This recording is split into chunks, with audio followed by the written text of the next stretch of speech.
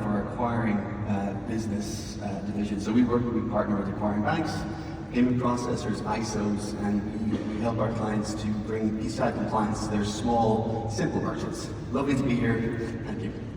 I was about to say good morning. I looked at my watch. I guess I should say good afternoon. My name is Kevin Pierce. I'm the President and Chief Operating Officer for Viking Cloud. And I have the honor of working with about 1,000 of our professionals globally. And those professionals, over the past 18 months or so, we've been working on this risk-directed pathway that we're going to talk about today and discuss that with you. So Gabe, why don't you just get us started on the agenda? Yeah, so today is not a presentation about the past, but we are going to talk a little bit about the past because it's relevant to the future. Simple merchants are facing a lot of change. And it's a double-edged sword. On the one hand, because of biometrics, tokenization, they're handling a lot less raw PAN, which is good. On the other, because of the rise of alternative payment rails, buy now, pay later, account-to-account payments, wallets, there's just a whole lot of new ways that they can cut themselves. The good news is this community has a really good track record of evolving, and I think we can learn from the past to make life easier for these simple merchants in the future. So then we're going to pick up and we're going to talk specifically about risk-directed security, what it is and the value of that of a solution of that type. And then we have some closing thoughts on industry implications. So for us to get started, since we're discussing today, one of the items is where the industry is moving, I wanted to ground us on a couple of thoughts. And the one is on the left side here. The best way to predict the future is to invent it. And this was a quote by a gentleman, Alan Kay. Alan was one of the forefathers of personalized computing. He was a big advocate for computing on a personal basis. And this concept of personalization is going to be important to listen for today as we go through our discussions. But also, on the other side is a very wise quote, and it's, but to invent wisely, we must first understand what came before. My esteemed colleague, Gabe David actually listened to me. So it's one of the few times I listened to Gabe. But it is important, though, if we're going to think about the future, we need to also consider the past. So on that note, Gabe, tell us a little more about the history of the PCI. Yeah, so like many good stories, the PCI SSC story begins during a storm. So back in the 90s, it seems that card data was just lying around everywhere, and fraud losses were ballooning into the hundreds of millions of dollars. The brands responded, they created their own program, but that created this sort of like overlap of patchwork of different requirements. It was a little confusing. But then in 2004, something truly brilliant happened. The brands came together, they created one unifying standard, version 1.0, 1.1, the formation of the council. Just really, really important chapters in the history of PCI DSS. To me though, looking back, I think what's really striking is that unity, it didn't just create a standard for then, it created this community, which has allowed us to evolve, and the standard has evolved multiple times in that time frame, and it's done so in a pretty pragmatic way. If you look at 4.0, they created future data requirements. They gave us the time to plan, to budget for these changes, while at the same time still telling us specifically where the industry was going, where the standard was going. So I think, I'm sure we can all nitpick, this wasn't as rosy a story as I'm making it out to be, but the truth is, there is nothing like this data security community in any other industry vertical. So we're at the end of this timeline. I want to apologize to the council for 20 years of blood, sweat, and tears. I said it in 20 sentences. But one of the brands has now put forward a new approach, a risk-directed approach. We really like it. We want to talk a bit more about it. Before that, I want to talk a bit about PAN a little bit more. So, when in 2004, when the standard was released, page 1, PAN is the defining factor. PCI DSS is about protecting the PAN. That made a ton of sense at the time. Hackers love stealing card numbers. And it really, so protecting the PAN was the best way to stop breaches, and it really worked. Over the years, these controls dramatically reduced the number of breaches, especially level 1 and 2 organizations. At the same time, the industry has been trying to remove PAN from the ecosystem entirely, and it's done a really good job of that. So now, today, merchants of all sizes, but particularly simple merchants, small merchants, are handling less and less and less PAN, which raises an interesting question. If PAN is disappearing from a simple merchant, for all intents and purposes, what does that do for the PCI standard for simple merchants? And so, I think when we put this presentation together at the start, I thought this was a bigger hot take than I do now, because obviously in Dallas and here again yesterday, the council are already planning and evolving for this change. So I think that's, from a PAN perspective, we got to start thinking what we're going to do. Please click on it.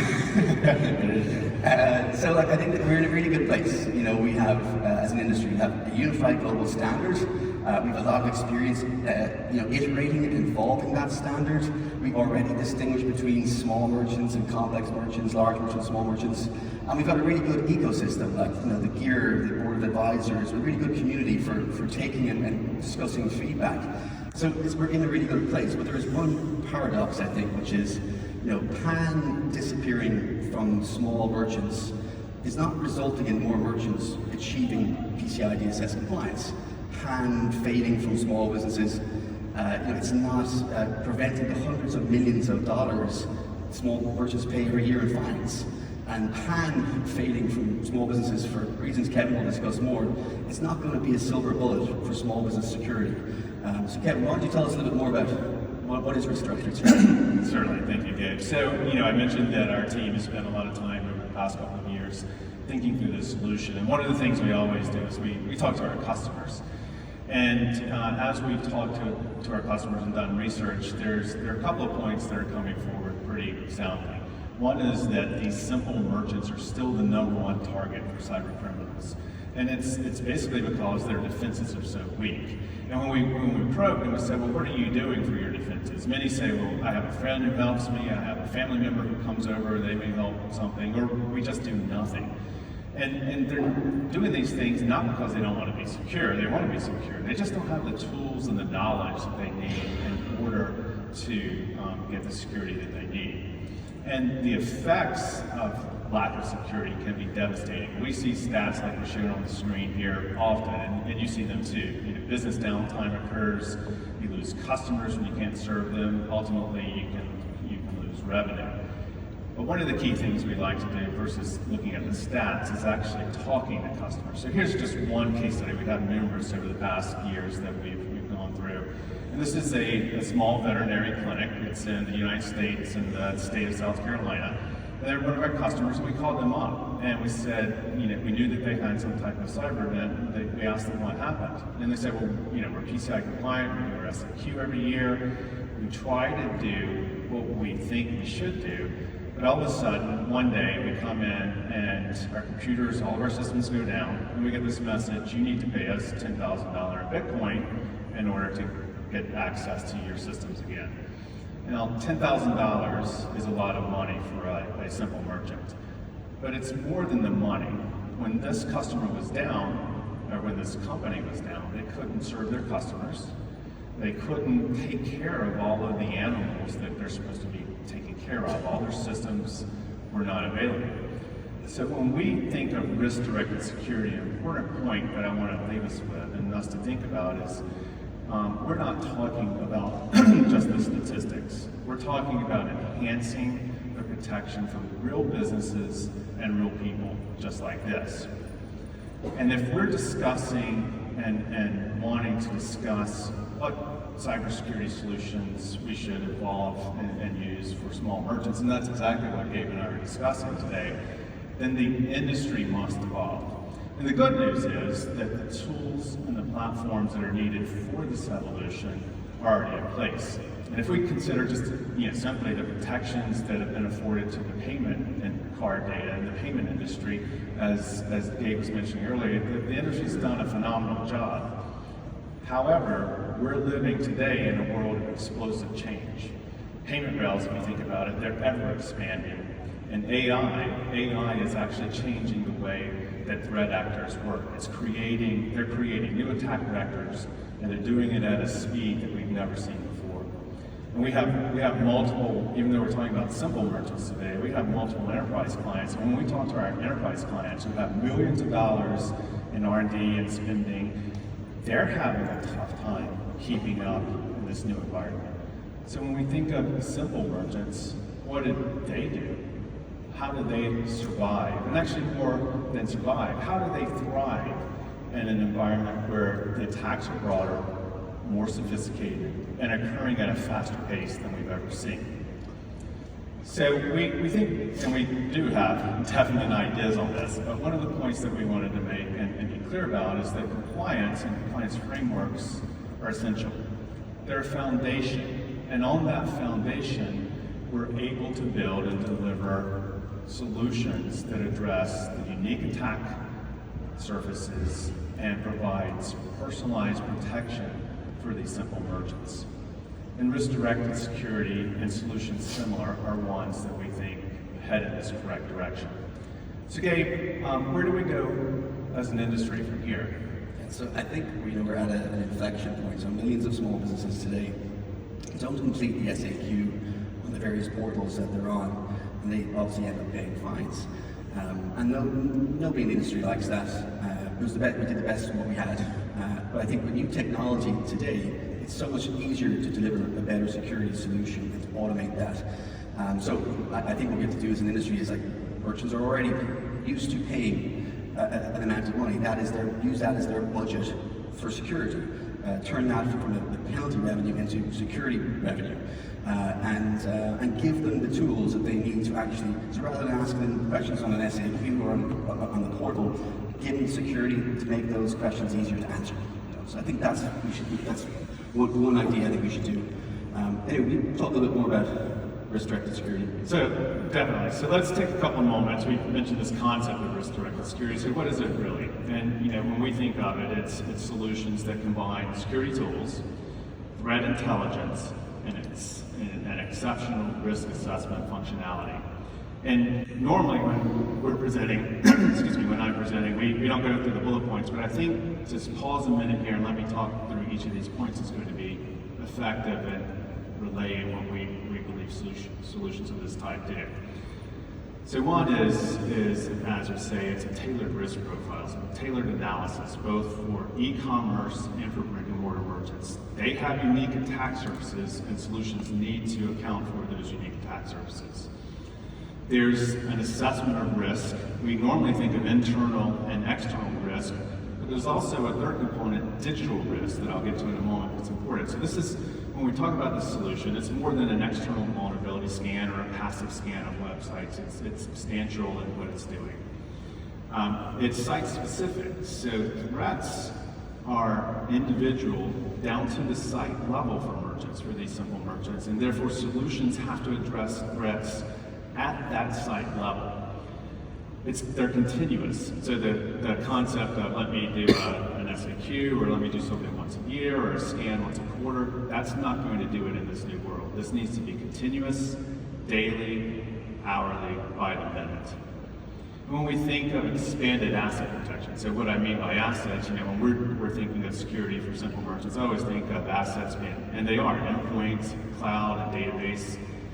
But simple merchants have, many times, they're sole proprietors, and their personal identities are inextricably linked to their companies. So the concept of protecting their digital risk and their digital assets gives those simple merchants a greater amount of security. And the solutions must be integrated. So they have to assess risk, be prescriptive in what the merchant should do, and provide the tools all in an integrated platform that's easy for these simple merchants to use. So there's three concepts as we think of a go forward and as we develop these types of solutions that we want to leave you with for risk-directed security. One is they should be comprehensive. So attack surfaces, as we mentioned earlier, are expanding, and they're expanded rapidly. The solution has to be comprehensive and able to adapt to those changing attack surfaces. They must be coordinated, and by what I mean by coordinated is solutions can't work in isolation. So to give you a great example, when a merchant is using an endpoint solution, an endpoint detection solution, it needs the telemetry and the information that's coming from that solution needs to be shared and correlated with file integrity monitoring or other solutions. We luckily have a red teaming practice. And when we go into clients and we're doing our red teaming exercises, we're able to go in and when they pay us to say, where are your threats, when we see someone who's using a marketplace or a hodgepodge of tools and the tools aren't talking to each other and coordinated, it's going to be easy, not only once we get in, and we always get in, to do lateral movement and to be able to exploit. It's easier. So I think I'd leave you with this, and that solutions that are working in isolation, where there's no correlation, that always leads to opportunity for exploitation. But solutions that work in coordination, they're going to reduce risk. And then finally, customization. They need to be customized. So we all hear this phrase, one size fits all. We hear it in clothing sometimes, and it really doesn't work. And in security, one size fits all is actually dangerous. So what we're promoting is that a solution should be a personalized assessment, a personalized prescription of what to do, and personalized security tools for each merchant, each site, and even each individual user. So Gabe, why don't you give us a quick glimpse of risk-directed security? Cool. Yeah, so this is the dashboard that a small business owner would come to. First thing we do is we start off with a risk score. So we scan the portfolio, our client's portfolio, and we derive a risk score for every merchant. And it's based on 3 simple pieces of data: business name, address, and a URL if we have one. So when they come to the portal, they instantly see what the risk is, and then on the right column or the right square, they have a very intuitive to-do list. So we're trying to tell them exactly how they can get from in this case, a D to an A. And that's not just like generic advice. It is intuitive based on what the merchant is doing. It updates based on actions that they are taking. On the bottom left is identity monitoring, and so this is where we would, if for example, we're constantly monitoring the dark web, breach databases, social media. So if, for example, one of their employees' credentials ended up in the dark web, this is where it would appear. They would get an alert. Similarly, if somebody set up a fake business or fake social media site using their details, that's where it would appear. And on the bottom right, this is all the security updates. So if we find malware on their website, or if we stop a phishing attempt, they would get notified of it here. And then, depending on how much they want, they can drill into this and find out more details. But it's monitoring all year round. It's not as Kevin said, it's not just come in once a year and check a box. It is continuous monitoring. So and we're improving this dashboard all the time. We're getting feedback all the time from different clients. So this is, this will iterate and get better as more versions come out. Okay, Kevin, is this me? This is me.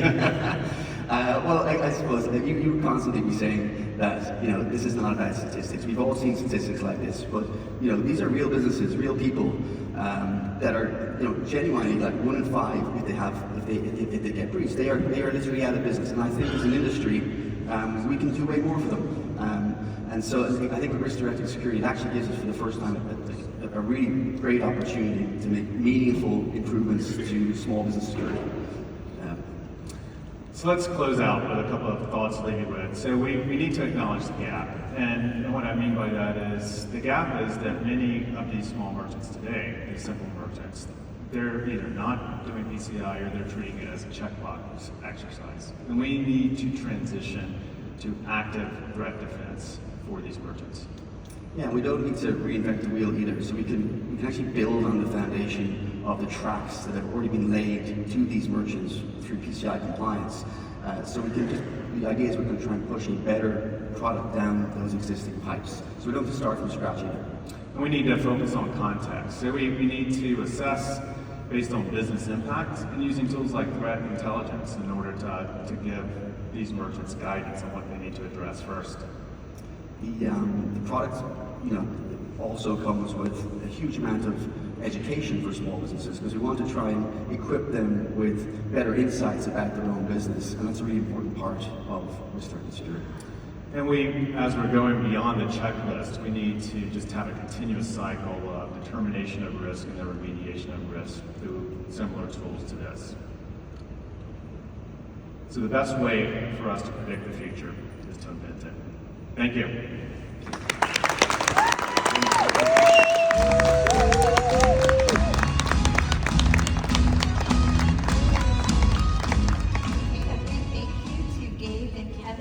reminding us that real security is about tackling risk head on. We're now going